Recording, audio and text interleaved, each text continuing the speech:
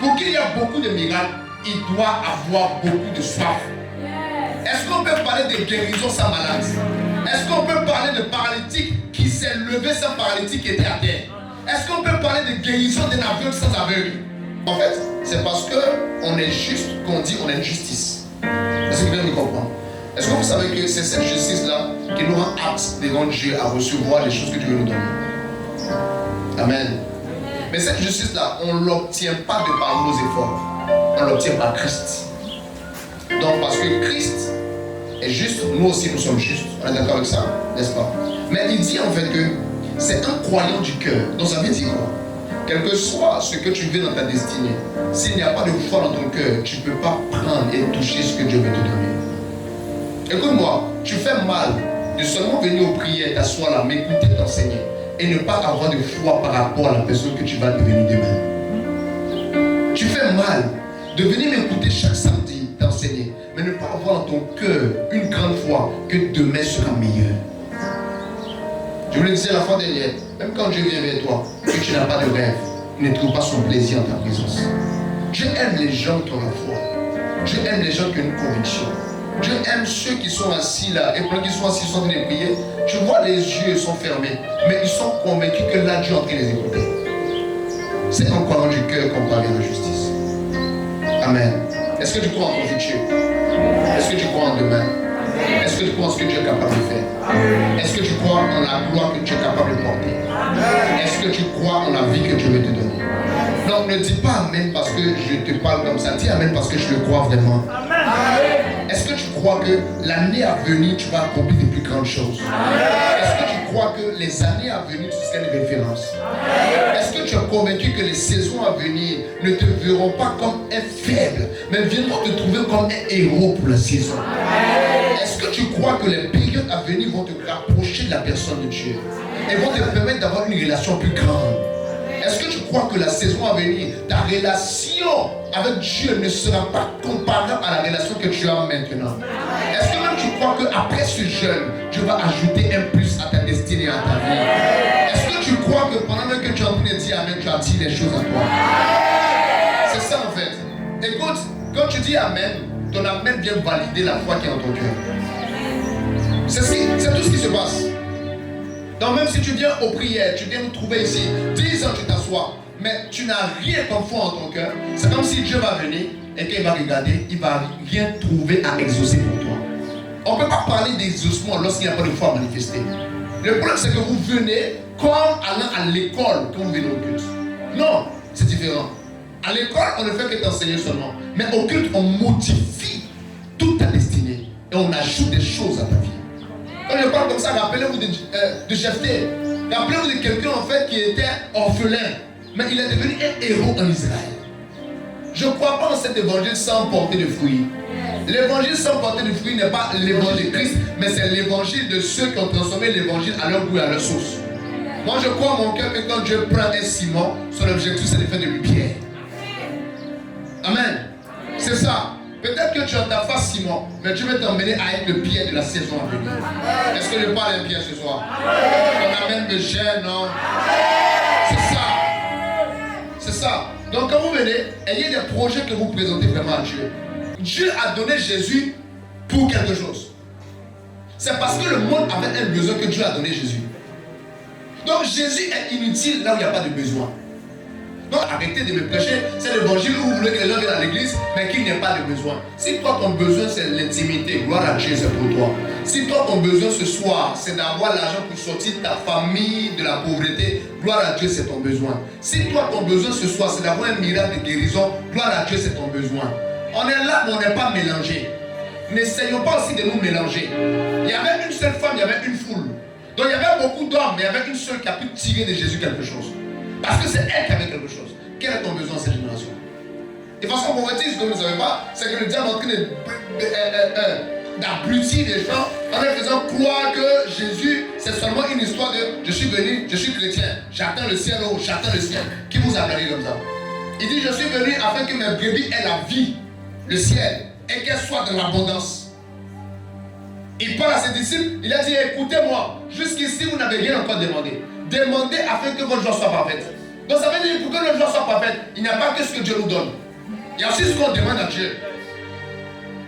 Tu peux rester malade si tu ne demandes pas à Dieu la guérison.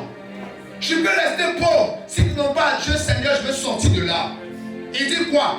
Fais l'Éternel tes délices et il te donnera ce que... Est-ce que c'est ce que le ciel désire? Est-ce que c'est ce que ton voisin désire? Maintenant, si tu n'as pas le désir que tu as fait l'Éternel tes délices, il va te donner quoi? Il va te donner la prière. Qui te donne ce que mon cœur désire et que tu viens de remettre ça au nom de Jésus? Ton amen me gêne, non? Mais tu ne veux pas désirer. Dis-moi, amen, il y a plein de choses comme ça. Oui, c'est tout ça en fait. Désirer. Chaque jour, challenger Jésus-Christ. Challenger le ciel. Pour qu'il y ait beaucoup de miracles, il doit avoir beaucoup de soif. Est-ce qu'on peut parler de guérison sans malade? Est-ce qu'on peut parler de paralytique qui s'est levé sans paralytique qui était à terre? Est-ce qu'on peut parler de guérison d'un aveugle sans aveugle? Donc il y a des choses pour pouvoir les avoir. Il faudrait avoir au préalable certaines choses. Donc Dieu attend que tu manifestes ton besoin. Moi je ne sais pas pour les autres. Dieu ne m'a pas appelé à prêcher l'évangile qui plaît aux gens. Il m'a appelé à prêcher l'évangile de la Bible. Je fais partie de ces prédicateurs qui ont eu leur mandat du ciel. J'ai été introduit par mes pères. Donc il n'y a personne ici qui va venir me pousser à prêcher ce qu'il veut. Je prêche ce que Dieu m'a dit, point, ça s'arrête là. Et je te dis encore ce soir, n'aie pas peur de désirer au nom de Jésus. C'est ce qui active le miraculeux. Oh, est-ce que c'est faux? Ça veut dire, vous venez dans l'église comme des sacs percés. Il y a rien. Il y a des gens qui ne sont pas en train de jeûner. Parce qu'on gêne pour un but. Il y a des gens qui font des grades de fête terribles. Ta chair est en train de diminuer, mais ton esprit ne monte pas. Parce que pour que l'esprit monte, quelque chose doit l'attirer. C'est pourquoi quand Jésus va venir, il ne va pas venir prendre nos mains pour partir. Il va s'arrêter et puis tous vont venir à lui. Parce qu'à chaque fois que ton désir se trouve en Christ, ton esprit est attiré là où Christ se trouve. Quel est ton désir? Moi je désire avoir une des plus grandes méga church en cette génération. Chaque jour c'est ce qui me donne la force de dormir, de me réveiller et de travailler. Quand tu me vois travailler à fond, c'est pas parce que j'aime travailler. J'aime travailler parce que j'ai un objectif à accomplir. Donc toi je ne sais pas. Peut-être que toi dans ta vie, c'est de rester seulement là sur des chaises bleues. Laisse-moi te dire que Dieu va t'éloigner de ma destinée. Parce que quand tu commences à ne plus correspondre à ça, la Bible dit, arriver à ce niveau-là, marchons des mêmes pas. Ça veut dire, à ce point-là, au point où nous en sommes là, ayons les mêmes rêves. Mon thème de ce soir, c'est gagneur d'âme. 5. 2 points. Ce qui leur manque. Derrière moi, c'est ce qui leur manque. Amen. Personne ne pourra m'enlever cette idée de la tête. Parce que je l'ai reçue comme révélation venant de Dieu. Peu importe les saisons, peu importe les périodes, personne ne pourra enlever de ma tête que si l'église a commencé avec les apôtres, l'église aussi va finir avec les apôtres.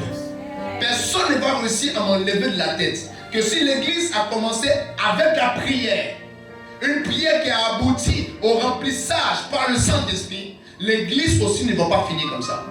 Tous ceux qui ont l'esprit des fils d'Isaac, qui savent plonger les regards des Écritures, peuvent entrevoir que la saison dans laquelle nous sommes est une des saisons les plus prophétiques de l'histoire de l'église tout entière. Parce que l'époux est en train de venir. Et si l'époux doit venir, il doit y avoir quelque chose qui se passe avant que l'époux ne vienne. Je parlais, et je vous disais une fois ici, un des signes qui va précéder l'enlèvement de l'église, c'est que toutes les nations reçoivent l'évangile. Mais si toutes les nations doivent recevoir l'évangile, c'est qu'il doit avoir des envoyés aussi qui parcourent la terre et qui propagent l'évangile. S'il doit avoir des envoyés, c'est qu'il doit avoir un contact entre ces envoyés et celui qui envoie. C'est la raison pour laquelle je pense que nous sommes dans une période où l'intimité a été rendue disponible au ciel.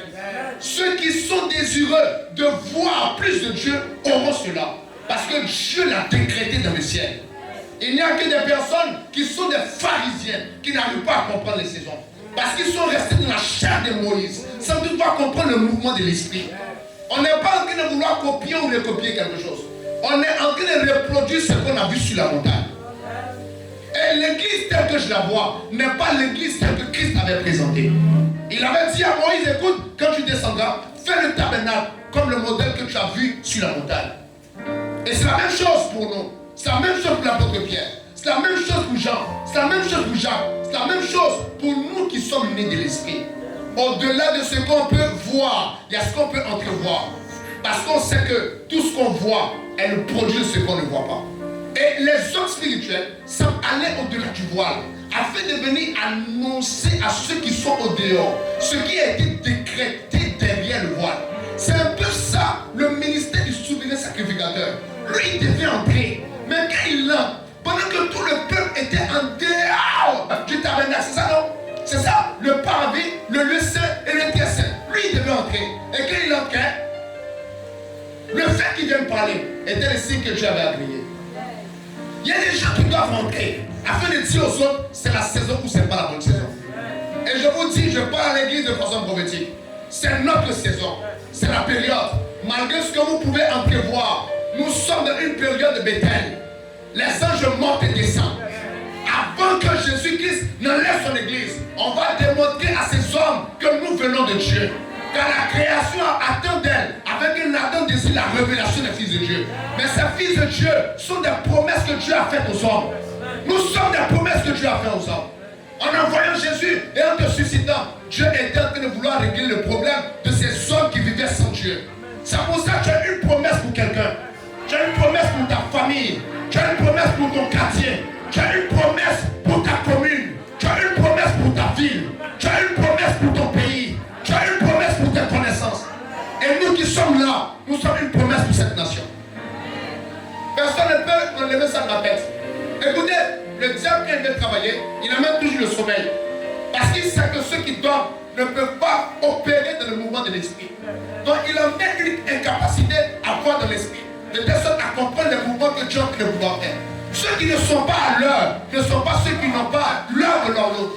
Ceux qui ne sont pas à l'heure sont des personnes qui continuent à fonctionner avec l'ancienne instruction. Donc comme je disais en fait que le diable va continuer à travailler de telle sorte à nous maintenir dans un état d'endormi. De telle sorte qu'on ne puisse pas aller dans le sens de ce que Dieu veut. C'est là la force de Satan. Satan ne peut rien contre quelqu'un qui marche par le Saint-Esprit. Tout ce que Satan peut faire, c'est déconnecter la personne de sa source. Et si le diable réussit à nous plonger dans une dimension où nous fuyons les débats spirituels, et comprenez que quand je parle de débat spirituel, je ne suis pas en train de parler de secte et tout ça, non. Je suis en train de parler de connaissance, de loi et de fonctionnement dans l'esprit. Si Satan réussit à nous éloigner de ça, vous devez savoir que Satan aura gagné. Parce que c'est là tout son objectif. Réussir à nous écarter de cela. Réussir à ce que quand quelqu'un vient à l'église là, il n'y a que peut-être une ou deux personnes qui voient un ange. Quand quelqu'un vient à l'église, il y a seulement une ou deux personnes qui prient sérieusement. Quand quelqu'un vient à l'église, il y a seulement une ou deux personnes qui arrivent seulement à sentir la présence de Dieu. Donc beaucoup de personnes qui viennent à l'église, mais peu de personnes qui partent de l'église avec le Saint-Esprit. L'objectif n'est pas de remplir l'église. L'objectif c'est d'envahir le monde. Et si on doit envahir le monde, nous sommes obligés de partir avec ce qu'il faut pour transformer les hommes en disciples. Mais cette chose-là, on la porte en nous. La volonté de Dieu n'est pas que seulement tu viennes m'écouter te prêcher, mais que toi aussi tu arrives à prêcher à quelqu'un un message qui t'est donné par le Saint-Esprit. La volonté de Dieu, ce n'est pas que je vienne tout le temps te dire, voilà ce que je vois pour ta vie, donne une prophétie exacte pour toi, et quand tu sors de là, tu n'arrives pas à reproduire la même chose. Dieu veut des esprits dans la maison des esprits. Parce que l'église est une maison des esprits. Tu es en train d'échouer dans ta marche en Christ. Si jamais là où tu es, tu n'as jamais eu une expérience qui te permet d'attester ta foi. Quelqu'un va me dire, oh je crois seulement. L'apôtre dit, il dit quoi? Il dit, oh la foi sans les œuvres est une foi morte. Toute foi qui est réellement foi produit quelque chose. Tu as cru en Jésus, tu as cru en des choses. Montre-moi les preuves de ta foi passée. Et je te dirais c'était vraiment une foi. Je veux que nous tous, on puisse faire partie ici, la demeure des fils du Très-Haut. Les dons spirituels ne sont pas pour les pasteurs. Les dons spirituels sont pour le corps du Christ. Sont pour toi et pour moi. Est-ce que tu m'entends en fait? Donc le diable veut qu'on puisse quitter cette dimension et se placer dans une dimension où nous n'arrivons pas à être réellement là où il faut, mais à être distrait par d'autres choses à côté. Mais avec nous, ça ne marchera pas au nom de Jésus. On priera jusqu'à ce que quelque chose se passe. On continuera à jeûner jusqu'à ce que quelque chose se passe. On continuera à rester là, à étudier les Écritures jusqu'à ce que quelque chose se passe. Et nos désirs ne vont pas faiblir et ne vont pas s'affaiblir. Quand je ai parlé en fait de ce qui leur manque, je parle de cette génération, de cette saison. Les vérités que ces personnes ont oubliées, les vérités près desquelles ces personnes passent, les vérités qui dépassent plus d'une personne et qui les empêchent d'avoir ce que Dieu veut leur donner. Amen. Car si on ne règne pas, c'est qu'il y a quelque chose qu'on ne connaît pas. Elle est claire, mon peuple il faut de connaissance. S'il n'y a pas la connaissance, il ne peut pas avoir de victoire. Et si on n'est pas victorieux, c'est parce qu'on ne connaît pas des choses. Pourquoi est-ce que les gens ne veulent pas en fait le reconnaître? Il manque quelque chose aux gagnants d'âme de notre génération. Il manque des choses à toi. Il manque des choses à ton voisin. Il manque des choses à quelqu'un qui a cru en Jésus mais qui ne manifeste pas encore le plein potentiel de ce que Jésus veut donner. Et une de ces choses, c'est croire en Dieu. Quelqu'un m'a dit, croire en Dieu comment? Je n'ai pas encore lu mes textes, s'il te plaît. Je vais faire une erreur. Actes chapitre 4. Rapidement. Actes chapitre 4, verset 1 au verset 3. Quelqu'un d'autre rapidement prend Actes chapitre 5, le verset 27 et verset 42. On y va. Tandis que Pierre et Jean partaient au peuple, parlaient au peuple, survinrent les sacrificateurs, le commandant du temple et les sadducéens. Je veux une meilleure lecture, s'il te plaît. Mécontent de ce qu'il enseignait, le peuple, il annonçait et la personne de Jésus. Ça va. Actes chapitre 4, verset 1 au verset 3, la Bible dit, tandis que Pierre et Jean parlaient au peuple, survinrent les sacrificateurs, le commandant du temple et les sadducéens, mécontents de ce qu'ils enseignaient le peuple. Ils annonçaient en la personne de Jésus-Christ la résurrection des morts. Il mit les mains sur eux et il les jetait en prison jusqu'au lendemain, car c'était déjà le soir. Amen. Actes chapitre 5, le verset 27 au verset 42. La Bible dit, après qu'il les eut emmenés en prison du Sanhédrin, le souverain sacrificateur les interrogea en ces termes. Ne vous avons-nous pas défendu expressement d'enseigner en ce nom-là? Et voici, vous avez rempli Jérusalem de votre enseignement. Et vous voulez faire retomber sur nous le sang de cet homme. Dis avec moi, vous avez rempli Jérusalem de votre enseignement. Dis avec moi encore bien, vous avez rempli Jérusalem de votre enseignement. Est-ce que quelqu'un peut dire 3 fois, je vais remplir cette ville de mon enseignement. Je vais remplir la nation de mon enseignement. Je vais remplir la génération de mon enseignement. Je vais remplir ma maison de mon enseignement. Au nom puissant de Jésus. Elle me dit au verset 29e, Pierre et les apôtres répondirent, il faut obéir à Dieu plutôt qu'aux hommes. Le Dieu de nos pères a ressuscité Jésus, que vous avez tué en le pendant au bois. Dieu l'a élevé par sa droite, comme prince et sauveur, pour donner à Israël la repentance et le pardon des péchés. Nous sommes témoins de ces choses. De même que le Saint-Esprit que Dieu a donné à ceux qui lui obéissent. Furieux de ces paroles, il voulait les faire mourir. Mais un pharisien nommé Gamaliel, docteur de la loi, estimé de tout le peuple, se leva dans le Sanhédrin et ordonna de faire sortir un instant les apôtres. Puis il leur dit, hommes israélites, prenez garde à ce que vous allez faire à l'égard de ces hommes. Car il n'y a pas longtemps que parut Teudas, qui se donnait pour quelque chose et auquel se ralliaient environ 400 hommes. Il fut tué et tous ceux qui l'avaient suivi furent mis en déroute et réduits à rien. Après lui parut Judas, le Galiléen, à l'époque du recensement, et il attira du monde à son parti. Il périt aussi. Et tous ceux qui l'avaient suivi furent dispersés. Et maintenant, je vous le dis, ne vous occupez plus de ces hommes et laissez-les aller. Si cette entreprise ou cette œuvre vient des hommes, elle se détruira. Ah.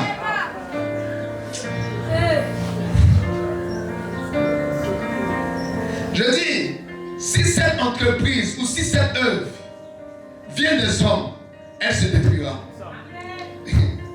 Mais si elle vient de Dieu, vous ne pourrez la détruire.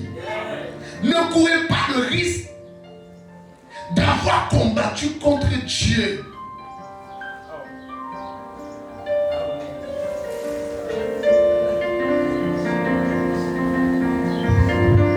Je parle ou je continue ma lecture?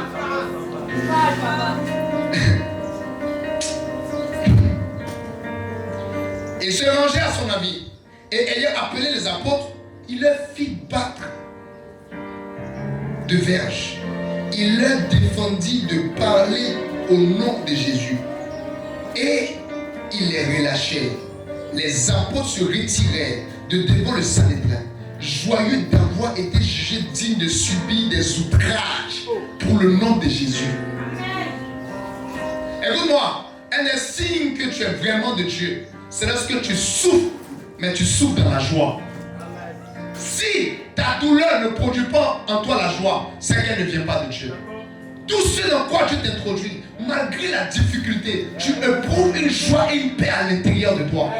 C'est pour ça que malgré tout ce qui se passe, on reste calme. Car nous sommes convaincus que si cette œuvre vient des hommes, elle se détruira. Mais si elle vient de Dieu, rien ne peut nous arrêter. Rien ne pourra te stopper. Parce que tu n'es pas né de la chair ni du sang. C'est ce que cet homme est en train de dire ici. Mais de Dieu. Amen. Et chaque jour, dans le temple et dans les maisons, il ne cessait d'enseigner et d'annoncer la bonne nouvelle de Jésus-Christ. Ce que beaucoup d'hommes, ou ce que les gagnants d'âmes de cette génération ne savent pas, c'est que ce qui dérange le système, ou ce qui dérange les hommes, ce qui dérange les entités, et ce qui dérange les autorités, et que n'est pas l'autorité, des choses qui ne parlaient de cette corporation qui est mise en place par le diable, afin d'étouffer et d'empêcher l'émergence des enfants de Dieu. Ce qui les dérange, ce n'est pas une prédication. Ce qui les dérange, ce n'est pas un enseignement. Ce qui les dérange, ce n'est pas qu'on aille enseigner. Non, ça ne dérange pas vraiment. La Bible dit, le Sanhédrin appelle les apôtres et il dit aux apôtres, écoutez, nous vous défendons d'enseigner au nom de Jésus.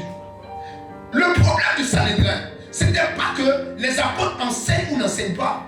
Le problème, c'était au nom de qui ils enseignaient. Et c'était surtout le message qu'ils donnaient, en fait.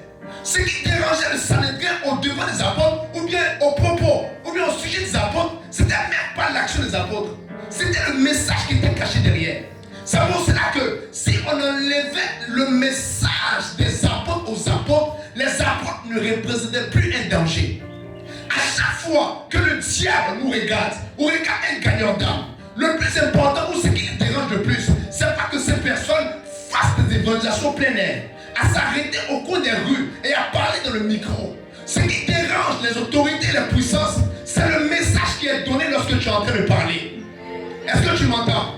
C'est pour cela que le diable pourra laisser quelqu'un marcher, entrer dans les maisons, mais si son message ne correspond pas au message que Dieu agrée et que les anges accompagnent, cette personne n'est pas dangereuse pour le fonctionnement satanique et diabolique.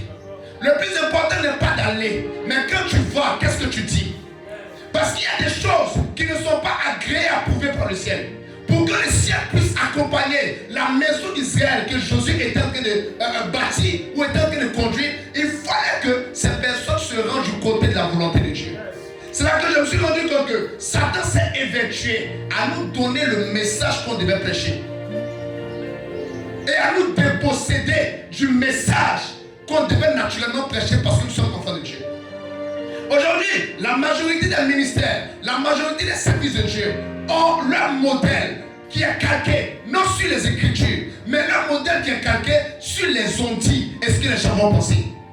On a des personnes qui ne donnent plus des révélations du haut des chairs, des révélations poussées par le Saint-Esprit, ordonnées par Dieu, qui vont bénir le peuple de Dieu et qui vont mener des personnes à Parce que ces personnes n'ont pas assez de courage, parce qu'ils ont été limités, parce que le diable a dit. La majeure partie des prédicateurs et des chrétiens de cette génération sont devenus des personnes qui ont les pieds, mais qui n'ont plus le message. Si vous pouvez marcher, mais vous n'avez pas le message, vous n'êtes pas accompagné par les anges. Ce que les anges accompagnent, ce n'est pas vos pieds qui marchent, mais c'est ce que vous transportez au fond de vous. C'est pour cela qu'un chrétien vidé n'est pas différent d'un païen vivant. Quand le diable nous regarde, il dit, mais qu'est-ce qu'il a à transporter? Parce que ce qui fait du disciple, ce n'est pas le pied de celui qui va, mais c'est le message transmis par celui qui va. Et Satan s'est assis, c'est tout ce qu'il a fait. Quel était le message qu'on devait prêcher? Ce qui nous manque en cette saison, une des choses qui nous manque en cette génération, c'est le message. Ce que Dieu atteste, c'est le message. Quand vous lisez Actes, la Bible dit, ils priaient tous. Et quand ils priaient, il dit, oh Dieu, atteste le message de tes apôtres par les signes et par les miracles. Les signes et les miracles sont l'attestation que ce que tu dis en fait vient de Dieu. Donc si vous ne dites pas ce que Dieu doit dire ou ce que Dieu veut qu'on dise, comment est-ce que tu vas attester avec les signes et les miracles?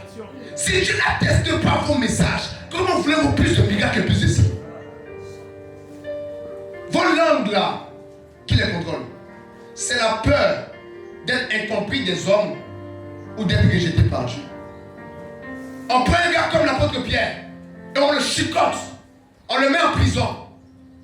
Il dit, mais on dit ne prêchez plus ici. Et qu'est-ce qu'il dit? Il dit, il faut que je plaise à Dieu. Il faut qu'on obéisse à Dieu. Qui vous a empêché de commencer à obéir à Dieu? C'est la peur du monde ou c'est la gloire du monde?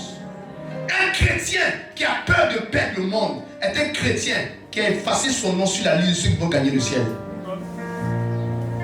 Le message est falsifié. Le message n'est plus le même. Les gens veulent être acceptés de par tous. Hein? La Bible dit dans les derniers temps, ils se feront une foule de docteurs. C'est ça. Ils se font une foule de docteurs. Pourquoi? Ils poussent les docteurs à enseigner ce qu'ils veulent. Et non ce que Dieu dit. Est-ce que ce que je vais dire, ça va plaire? Est-ce que ce que je vais dire, les gens vont aimer? Les gens scrollent sur Facebook en écoutant ce qui va donner sens. Mais pas ce qui vient de Dieu. Donc, les gens sont confortés dans leur ego, mais ne sont pas transformés par la parole puissante de Dieu qui produit en eux la métanoïa. Et le truc qui fait qu'on n'arrive plus à produire des vrais disciples, c'est que les gens viennent et choisissent leur message. Et nous aussi, on se laisse conduire par les messages qu'ils choisissent. Oh non, si je prêche trop la sanctification, ils vont quitter l'église. Qu'ils quittent l'église. Oh non, si je suis trop discipliné, ils vont partir. Qu'ils partent. Oh non, si je mets trop l'accent sur le retard, sur les services de Dieu, ces personnes vont quitter. Ils vont partir. Qu'ils partent. Ce n'est pas un homme qui remplit l'église de Dieu. C'est Dieu qui remplit son église. Et on a le devoir de placer la structuration selon les mesures de Dieu. Et quel est le message que les apôtres avaient? Ce n'était pas un message de complaisance. C'était le message que le nom de Jésus-Christ ressuscite. Ça dérangeait. La Bible dit, ils disent, vous avez rempli la ville, vous avez rempli notre commune, vous avez rempli notre zone avec votre message. Et le message c'était qui? Le message c'était celui qu'ils avaient tué. Ils étaient là, assis dans la chair de Moïse. Et donc ils refusaient que le nom de celui qu'ils avaient tué il y a quelque temps puisse régner autant en Israël. Écoutez aujourd'hui, lorsque les gens vont prêcher, ils vont prêcher à l'évaluation d'un message de bénédiction. Et le nom de Jésus. La bénédiction peut être obtenue sans Jésus. Mais la vie ne peut être obtenue sans Jésus. La bonne nouvelle qui avait quitté le monde depuis Éden, c'était la vie. Les hommes peuvent réussir sans le Christ. Mais les hommes ne peuvent pas vivre sans le Christ. Les hommes peuvent avoir des connexions sans le Christ. Mais ils ne peuvent pas avoir la vie sans le Christ. Les hommes peuvent avoir des marchés sans le Christ. Mais ils ne peuvent pas avoir le salut sans le Christ. La chose que l'Église a, que les autres religions n'ont pas, c'est le Christ. Et la vie que le Christ transmet, la vie que le Christ donne. Et quand on commence à se taire sur ce sujet, on commence aussi à prêcher des messages qui vont les complaire. Il y a des gens qui ont prêché des mystères dans l'Église, pas parce que Jésus leur avait ordonné de prêcher. Et aussi, il a tiré beaucoup de personnes. dans le temps. Le message qui dérange et qui range en même temps, c'est Jésus-Christ mort et ressuscité. Le message qui ne plaît pas aux gens et qui fait tomber les principautés et les entités, c'est Jésus-Christ mort et ressuscité. Je crois en mon cœur que si c'est le message que les apôtres ont prêché pour pouvoir gagner un pays comme Israël à cette époque, c'est que nous aussi, on n'a pas besoin de changer de message. Quand les gens vont à l'évangélisation, qu'ils voient des gens, ils sont en train de réfléchir sur des stratégies. Comment je vais lui parler? La plus grande stratégie, c'est Jésus mort et ressuscité. Quand tu mets dans ton esprit que Jésus mort et ressuscité peut créer la vie dans quelqu'un qui l'entend, écoute-moi bien, tu es capable de renverser toutes les autorités qui sont derrière cette personne. À chaque fois que tu vas à l'évangélisation, que tu te mets à prêcher la mort et la résurrection de Jésus-Christ, tu rappelles aux entités qui dominent maintenant leur échec il y a 2000 ans en arrière. Ce qui a fait tomber Satan et ses gars, ce n'est pas un message, c'est une personne. Et cette personne, c'est Jésus. Est-ce que tu comprends ce que je dis? Donc, quand dans le message, on commence à écarter Jésus, on commence à mettre Jésus à côté, et on est dans beaucoup de stratégies. Oh, tu vois, tu dois savoir bien parler. L'apôtre Paul, celui qui a gagné 3000 âmes au début, il n'avait pas la langue facile. Le gars, il bégayait. Mais quand il est arrivé ce jour-là, la Bible dit, il était rempli du Saint-Esprit. Son message tournait autour de Jésus. Il dit, c'est Jésus que vous avez crucifié là. Et Dieu l'a fait Seigneur et il est ressuscité. Ce qui convainc les cœurs, c'est l'action du Saint-Esprit. Nos mots ne sont que des véhicules. Si on sait emprunter les bons véhicules, le Saint-Esprit fera ce qu'il faut en fait. On a commencé à limiter Dieu. Pourquoi? On a commencé à réfléchir de par nous-mêmes. Lorsque tu parles de l'évangélisation et que ton message n'est pas centré sur le Christ, tu veux faire l'œuvre de Dieu avec tes propres forces. Ce qui vous manque, c'est le message. Et le message que vous devez aller donner aux gens, c'est Jésus mort et ressuscité. Il n'y a pas un autre message. Il n'y a pas un autre nom qui rappelle à Satan sa défaite. Il n'y a pas un autre nom qui donne accès au Père. Il n'y a pas un autre nom qui nous donne la puissance de la résurrection. Il n'y a pas un autre nom qui fait de nous des machia et des oins. Il n'y a pas un autre nom qui nous rend différents des hommes. Il donne de garder Jésus comme ça. Ça ne dérange pas les gens. Si tu veux, arrive. Dis Dieu, ça ne dérange pas. Si tu veux, arrive. Dis Seigneur, ça ne dérange pas. Quand tu commences à dire Jésus, ils sont dérangés. Ils sont dérangés pourquoi? Parce que ceux qui les appellent sont dérangés. On ne chasse pas les démons au nom de Ahmed. On ne chasse pas les démons avec son intelligence. Pour gagner quelqu'un, il faut chasser les démons qui l'habitent. Quand tu prêches au nom de Jésus, tu es en train de mettre, injecter à cette personne-là le nom qui contient la puissance pour le faire fléchir. Parce qu'au nom de Jésus, tout genou fléchit. Si Jésus commence à être rare dans vos évangélisations, en train de gagner dans mon pouvoir faire des merveilles. À chaque fois que vous avez l'impression d'être trop rationnel sur le terrain de l'évaluation, vous manquez aussi la puissance de la croix. Jésus n'a pas dit allez partez faire un débat théologique.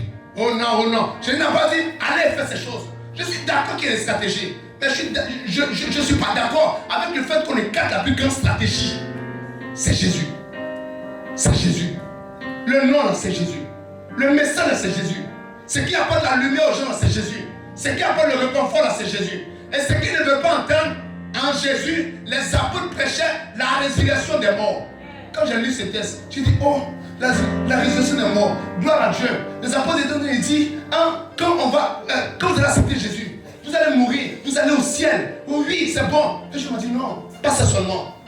Ce que Satan cache aux gens, c'est qu'en Jésus, tout ce qui est mort ressuscite. En Jésus, les espoirs perdus ressuscitent. En Jésus, la femme qui n'arrive pas à enfanter peut avoir l'espoir de réavoir un enfant. En Jésus, le jeune homme qui n'avait pas d'espoir pour sa réussite peut avoir l'espoir pour son lendemain. En Jésus, celui qui était rejeté peut avoir l'espoir d'être accepté demain parce qu'il peut produire quelque chose. Quand on parle du nom de Jésus, ce nom de Jésus ressuscite tous ceux qui étaient morts. Pas seulement tous ceux qui étaient morts, mais aussi tous ceux qui étaient morts. Tous ceux qui étaient morts. Je parle à une famille déchirée. En Jésus, cette famille peut se reconstituer. C'est ça en fait que Satan ne veut pas entendre. Il n'aime pas qu'on dise ça. Il n'aime pas qu'on dise ça. Il a dépouillé les hommes de l'espoir. Il ne veut pas que de par Jésus, on puisse ressusciter l'espoir qui est endormi en nous. veux pas. Donc il dit allez parler. Mais ne dites pas qu'en Jésus, il y a une résurrection. Le message des apôtres, c'était Jésus ressuscite. Quand il rencontrait le boiteux devant les temples de la belle, il disait écoute, nous on n'a rien. Mais ce qu'on a, on te donne. Tu vois, et ce qu'ils avaient, c'était un Jésus qui ressuscite les pieds qui étaient tordus, les pieds qui étaient morts. Le boiteux, son pied était mort. Mais quand il regardait ces apôtres-là, ils lui ont transmis le Jésus qui ressuscite les pieds. Pour qu'on puisse apporter l'espoir, c'est ça. C'est Jésus. Arrêtez-moi de me dire, ou arrêtez de me dire que je suis dépassé. Non, quand il n'y a personne qui est autant à la page que celui qui est dans les Écritures. Je suis dépassé peut-être cette génération, mais je vais encore dire à ma nation, Jésus ressuscite.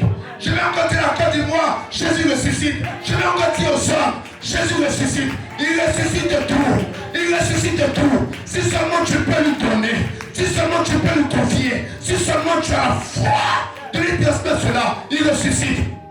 Il ressuscite même la destinée de la fille mère. Celle qui dit parce que j'ai eu un enfant, ça ne peut plus marcher. Ça ne peut plus marcher dans le monde. Parce que dans le système du monde, il y a des réveils, mais pas de résurrection. Quand le monde regarde, on dit oh c'est terminé. Mais quand tu viens en Jésus, malgré l'état de dégradation, l'état d'affaiblissement, l'état d'impureté, Jésus croit cette femme-là qui avait des surprises en flagrant délit d'adultère. Lui il la voit, il dit hey, va, je ne te juge pas, tes péchés te sont pardonnés. Quel est le péché? Quel est le péché? En Jésus, la sanctification ressuscite. La pureté ressuscite. J'avais péché, ça ressuscite.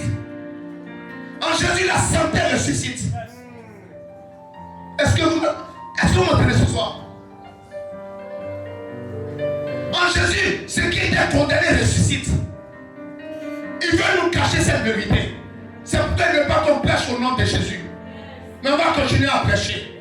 Écoute, même si tu vas aller dans une rue, si tu entres dans une maison, que tu as commencé à évangéliser, si seulement tes mots se sont limités à Jésus guérit, laisse-moi te dire, tu as fait une bonne évangélisation.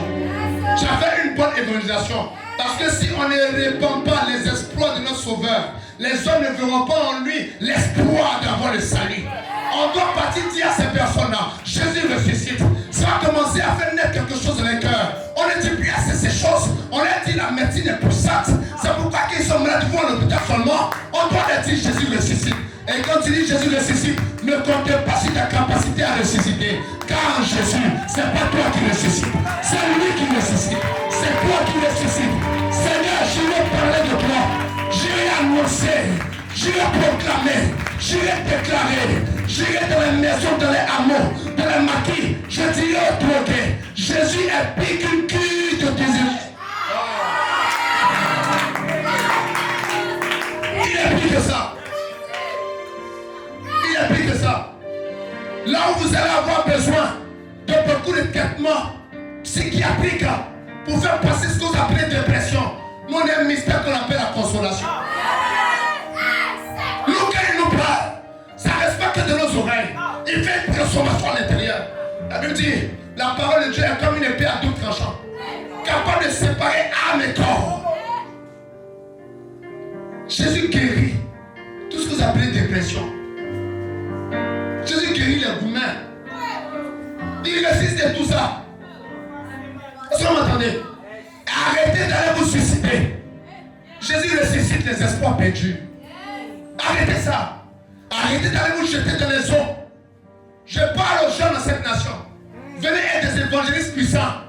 On a besoin d'hommes pour marcher au nom de Jésus. On a besoin de personnes pour aller au nom de Jésus. On a besoin de services dans l'église. Si tu ne sais plus quoi faire de ta vie, prends mon numéro, viens ici. On a besoin de toi. On a besoin de toi. Ne va pas cacher ta vie inutilement. Nous, on a besoin de toi. Notre vision est trop grande. On a besoin de personnes qui vont prêcher dans les rues. En train de dire aux gens, notre Dieu ressuscite. Notre Dieu sauve. Notre Dieu est la vie. Notre Dieu transforme les comportements bizarres en comportements parfaits. Notre Dieu transforme les personnes qui n'avaient plus de destinée en des personnes glorieuses. Notre Dieu s'est donné un futur à celui qui n'en avait plus. Notre Dieu peut le faire. Il peut le faire. Jésus, Jésus, Jésus, Jésus, Jésus.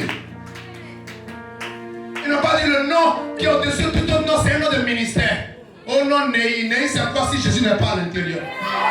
Néhi c'est juste l'habit que Jésus porte ici.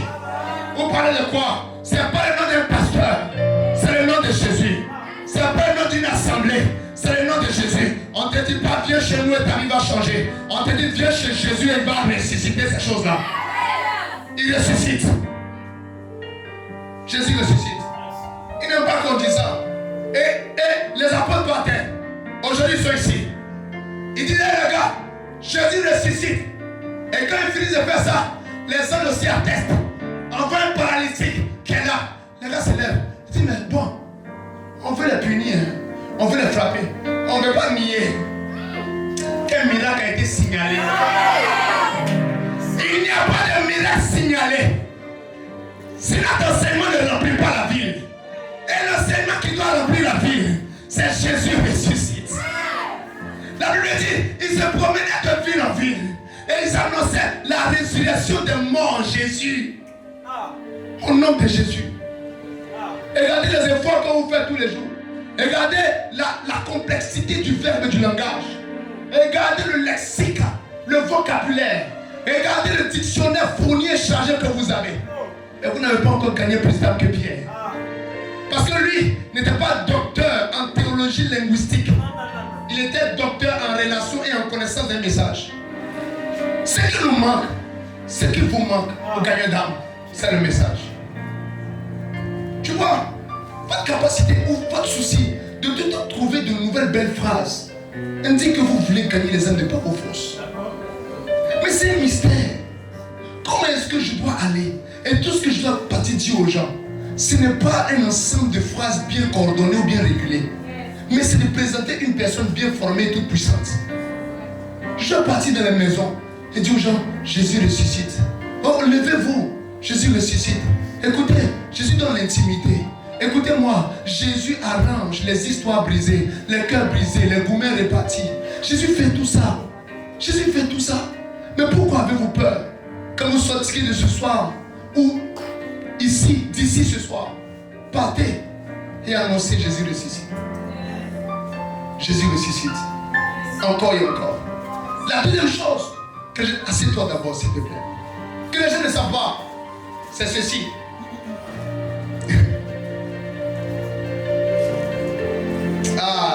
Est-ce que tu peux dire Amen? La deuxième chose qu'ils n'ont pas, vous savez c'est quoi? C'est la foi. C'est un mystère. Vous savez comment c'est un mystère la foi? Comment quelqu'un va réussir à être convaincu que s'il va vers quelqu'un, il n'a pas besoin de dire beaucoup de choses là, seulement frère, tu sais Jésus ressuscite, ou tu sais la situation dans laquelle tu es là, Jésus peut changer ça. Et puis la personne va se convertir.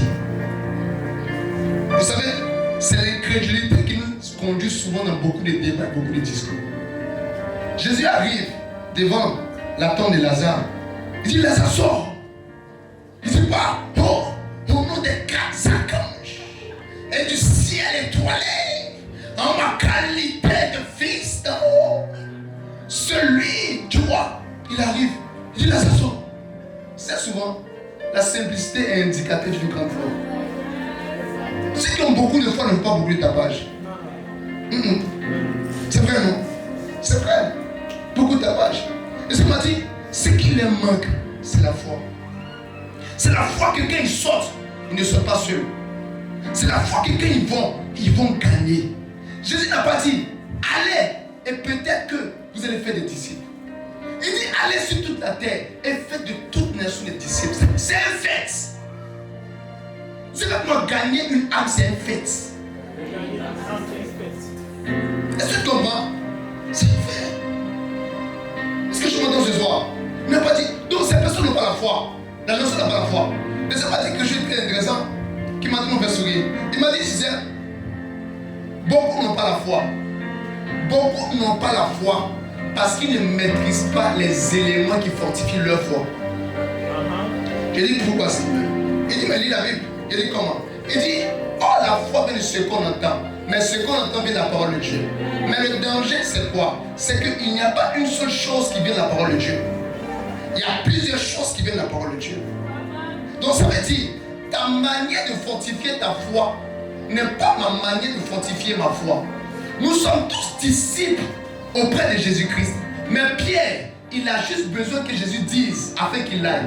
Mais Thomas, lui, doit mettre sa main avant de croire. Est-ce que tu sais que ce n'est pas une anomalie? La foi ou la manière que Thomas avait d'avoir sa foi était différente de la manière que Pierre avait d'avoir sa foi. Donc le problème de ceux qui n'ont pas la foi, ce n'est pas l'absence ou la présence de foi. Excusez-moi, ou la présence de foi. Le problème de ceux qui n'ont pas la foi, c'est qu'ils ne maîtrisent pas la manière par laquelle ils ont leur foi.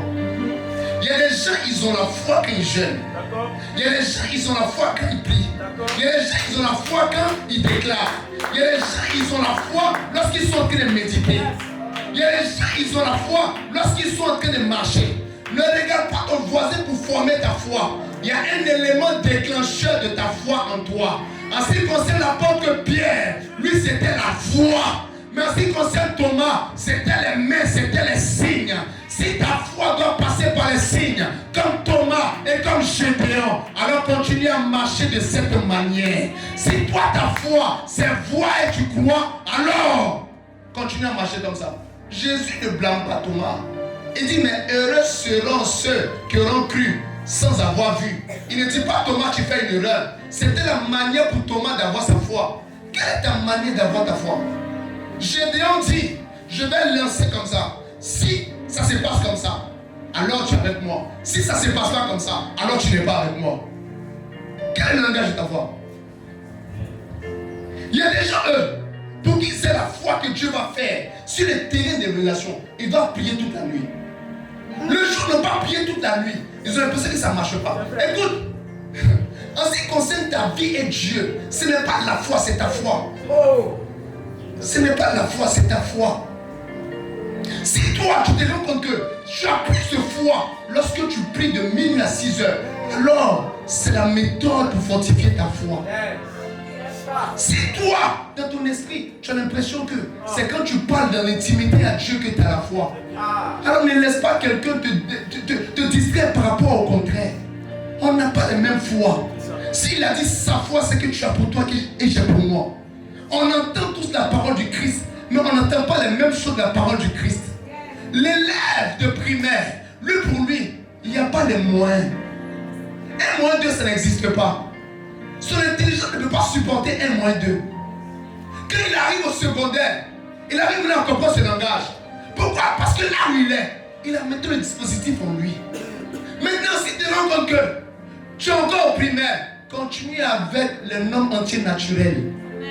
Ne va pas au rythme des autres.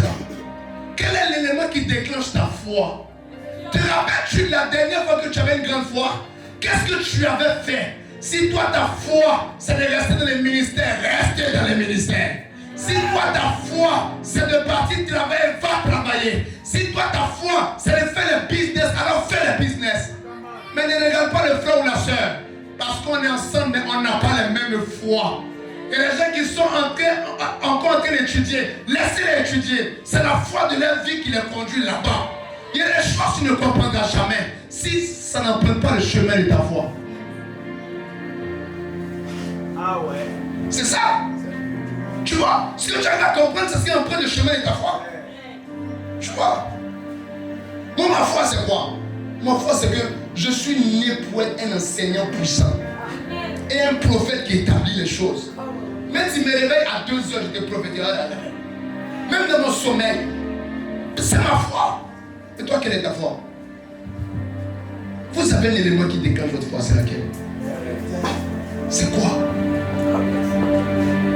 Moi, quand j'arrive là, je dois commencer à diriger. Il y a quelque chose que je fais. Mais peut-être que toi, c'est pas pour toi. Quelle est ta foi? Peut-être que toi, c'est quand tu vas passer 10, tu vas parler 10 sur en langue. c'est là que tu auras cette foi. Jean, écoute bien, écoute bien. Le plus important, c'est pas de détenir la foi, mais c'est la présence de la foi dans ton cœur. Dis-moi si tu me comprends bien. Ça veut dire, quand tu restes sur le terrain de l'évaluation, Dieu voudra faire. Mais avant de faire, il va regarder dans ton cœur. Est-ce qu'il y a la foi? Est-ce qu'il y a la foi? Il ne va pas demander, est-ce qu'il y a la foi de Aaron? Est-ce qu'il y a la foi de telle personne? Mais est-ce qu'il y a ta foi? C'est pour ça que vous allez remarquer, au long de la Bible et de l'Église, on a l'impression qu'il y a des gens, eux sont spécialisés en guérir les aveugles. Lui, il est spécialisé en faire lever les paralytiques. Lui, il est spécialisé en ressusciter les morts. Est-ce que ce n'est pas la même puissance? Si, mais ce n'est pas la même foi. Oui. En fait, la puissance de Dieu emprunte en toi la coloration de ta foi. Vous savez, la puissance de Dieu n'est pas la puissance d'Aaron. Mais quand la puissance de Dieu vient dans la vie d'Aaron, ça emprunte la coloration que lui donne la foi d'Aaron. Si Aaron dans son esprit, Dieu est capable de ressusciter les morts, la puissance de Dieu va emprunter le canal de la résurrection. Vous comprenez? C'est-à-dire si par exemple toi, dans ton esprit, tu peux voir ou tu peux faire les choses, quand la puissance de Dieu viendra, elle empruntera le canal de la voyance. Où est ta foi? Quel est le canal de ta foi? Est-ce que tu m'entends ce soir? Hein? Le canal de ta foi, on me dit, il me reste 10 minutes. Je vais finir rapidement. Ne me coupez pas. Non, je vais arrêter vraiment. Je vais pas check. Amen. Je vais couper. La prochaine fois, je vais enseigner le reste. Donc, je vais rester sur 2 points en même temps pour terminer. Ta foi à toi, elle est où ça? Hein? Tout ce que demande-lui, et ta foi à toi. Tu la tires d'où? Ou comment la tires-tu? Est-ce que c'est faux? C'est ça. Écoute, on n'est pas challengé par les mêmes choses. Il y en a quand on commence la direction, au niveau de l'intercession, ils sont stimulés. Quand on a vu la prédication, ils sont moins stimulés. Il y en a quand on commence la direction, ils prient, mais quand on a vu la prédication, c'est là que Dieu les transforme. On est tous humains, tous enfants de Dieu. On n'a pas les mêmes canaux d'excitation de foi. Il y en a, c'est qu'ils vont dire lever la main. C'est là que eux, ils sentent qu'ils vont le plus recevoir. Il y en a qui sont en train de recevoir pendant que je suis en train de parler.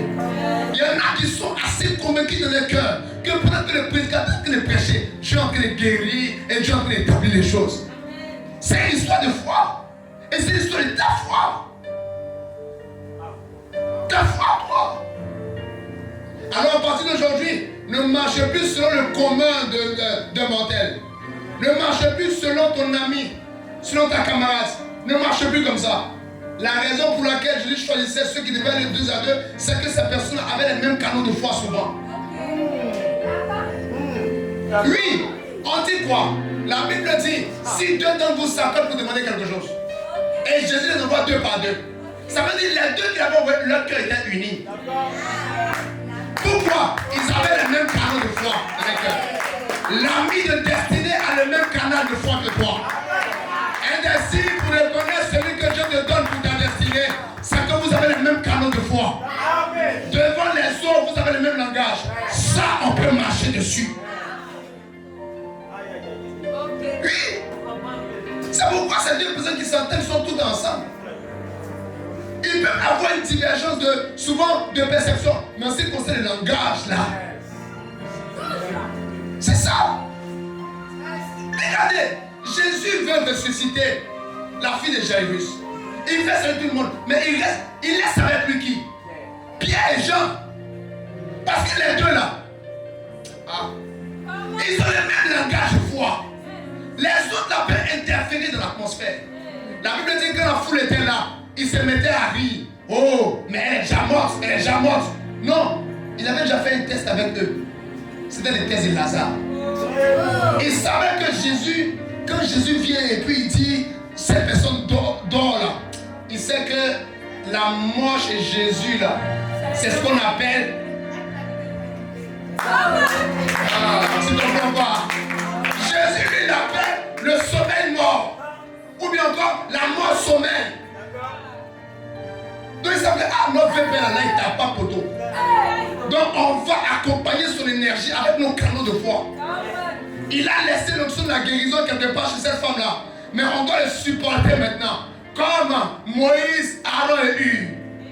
Moïse tient le bâton. Il est fatigué. 2 personnes, Aaron et Hur à côté de lui. Il tient aussi le truc là. Ça vous dit, le canal de foi aussi permettait à Christ de faire cette résurrection. Ça vous quoi? Avant de marcher avec quelqu'un, vérifie. Est-ce que vous avez le même canot? Si la personne appelle celui qui est endormi, mort, fuis-le.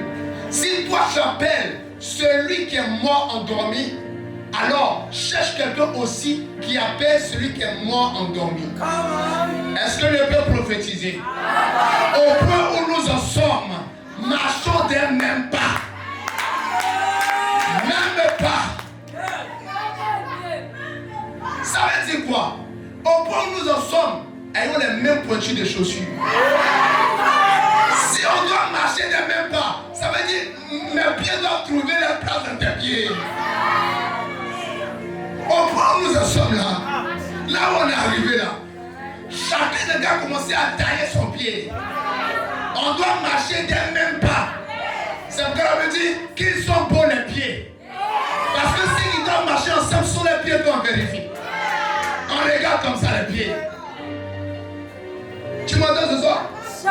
Donc vérifie. Est-ce que vous avez les mêmes pointures?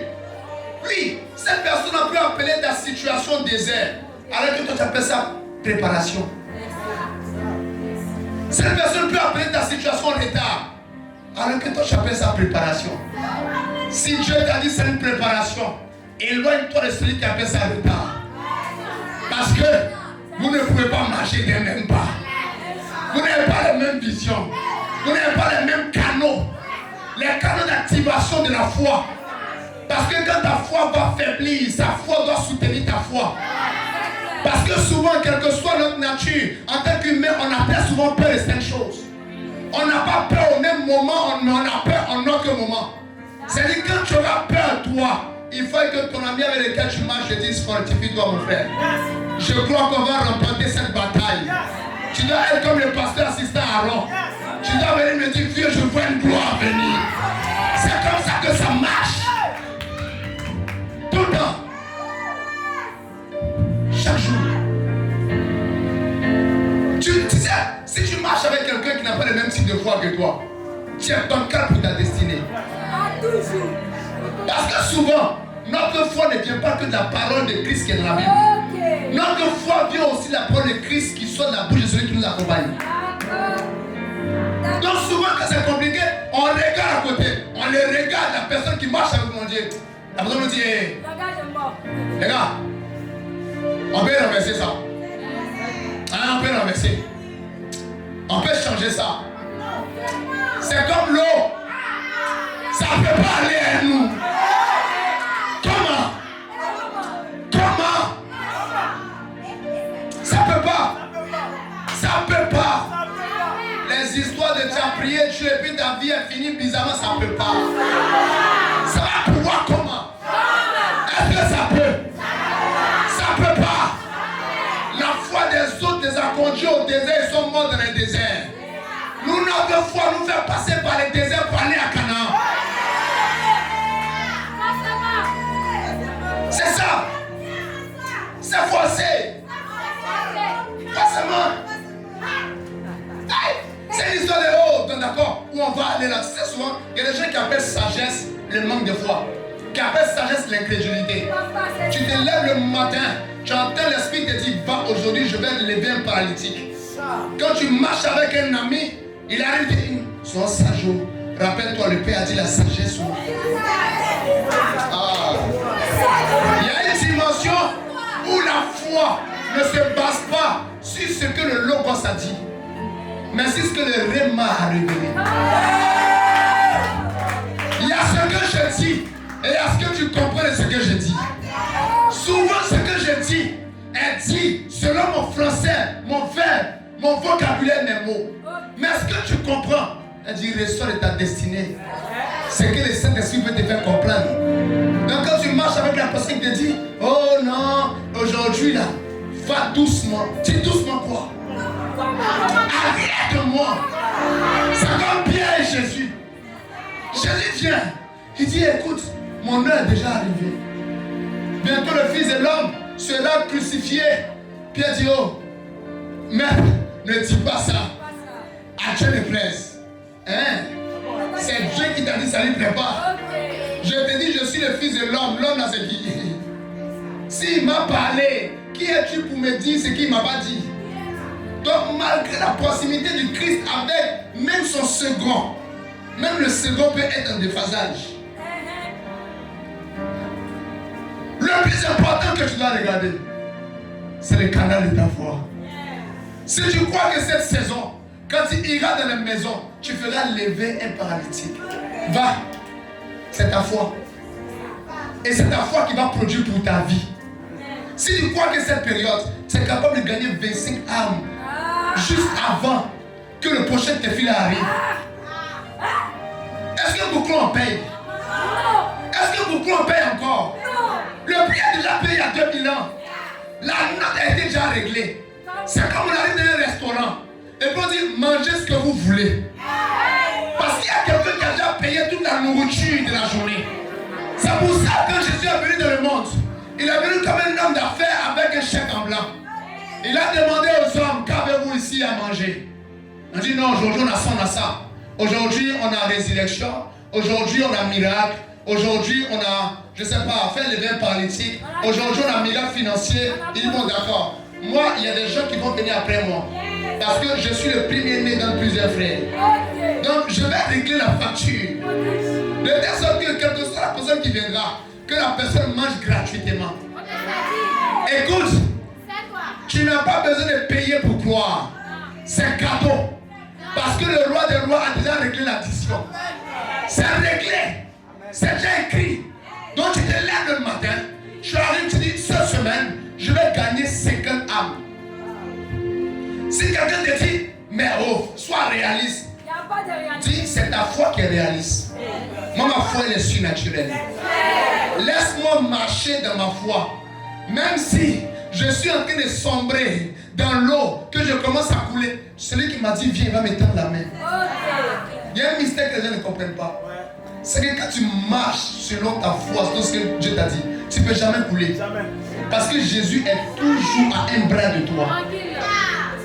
Ce qui fait que les gens échouent, c'est pas qu'ils sont allés, mais c'est qu'ils sont allés avec la mauvaise parole. Jésus est responsable de tous ceux qui viennent sur les eaux à cause de sa parole. Ouais. Tu comprends? Ça veut dire quoi? Si je te convainc que cette période, tu es une gagneuse d'âme puissante, ne consulte ni la chair ni le sang, comme l'apôtre Paul. Et dit, dès ce moment, je n'ai pas consulté la chair ni le sang, je suis allé.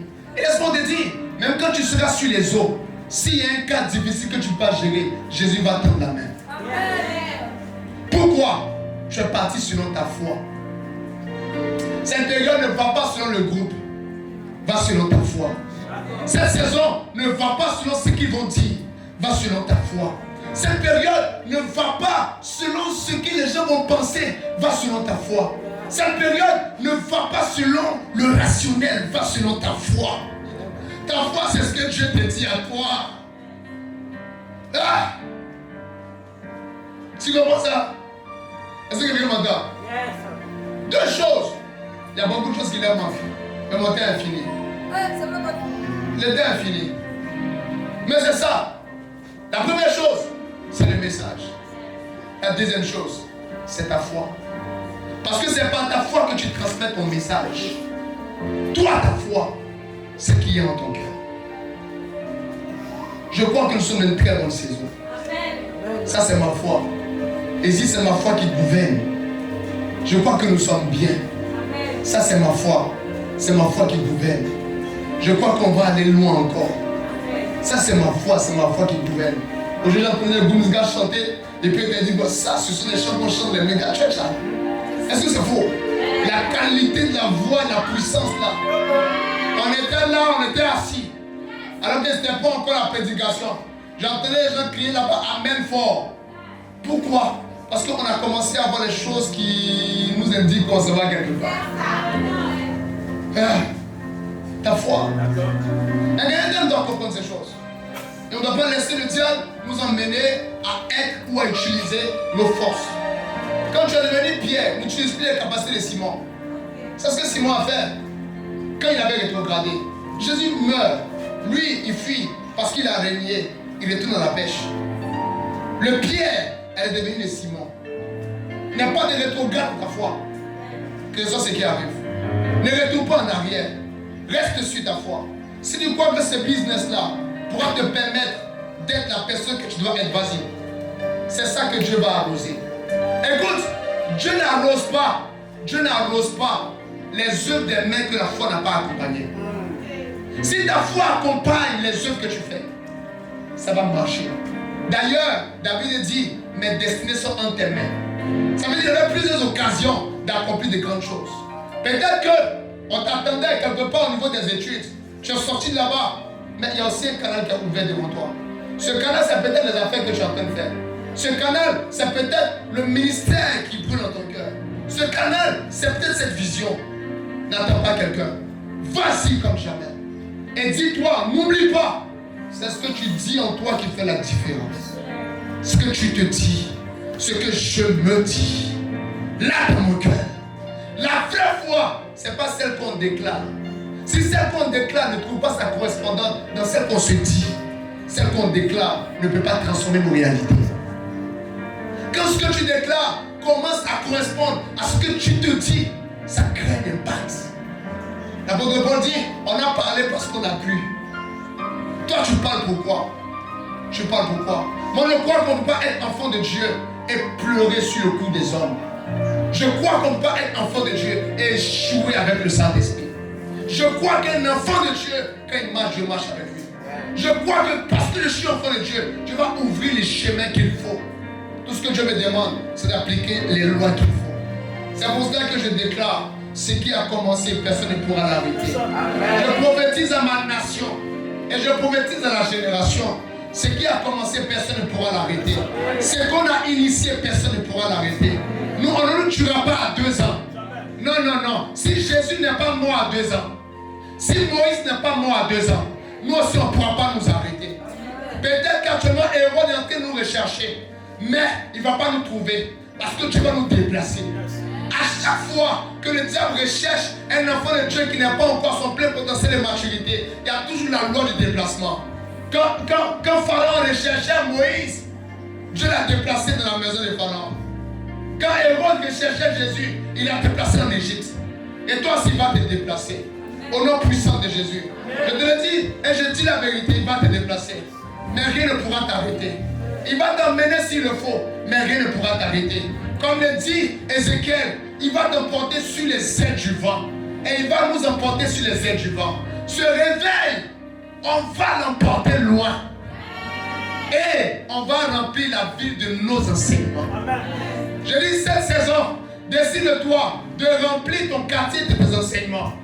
De remplir ton environnement de tes enseignements. De remplir la ville de tes enseignements. De remplir ton entourage de tes enseignements. Cette période ne t'était pas. On ne peut pas remplir si on ne parle pas. Non, le problème avec vous, c'est que c'est quoi? Vous taisez un peu trop. Vous ne parlez pas assez. Vous respectez trop la foi des gens qui sont autour. On n'est pas dans la négociation. Tu as un collègue qui n'est pas chrétien, tu dois le transformer. Tu dois remplir son esprit et sa tête de ton enseignement. Tu dois remplir sa tête de Jésus-Christ ressuscite. Je le fais tout le temps. Si chacun d'entre nous, on commence à envahir cette ville et qu'on va chaque jour, on commence à marcher afin de remplir, la ville sera remplie plus vite. On va la remplir. Hein? Quand on associe la loi du témoignage et la loi de aller, ça crée le réveil. La Bible dit, comment sauront-ils ou comment entendront-ils s'il n'y a personne pour leur annoncer?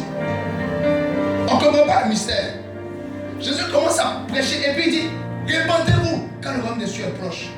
Est-ce qu'avant Jésus, on avait entendu parler de ça? Non. Il venait annoncer quelque chose qui n'était pas.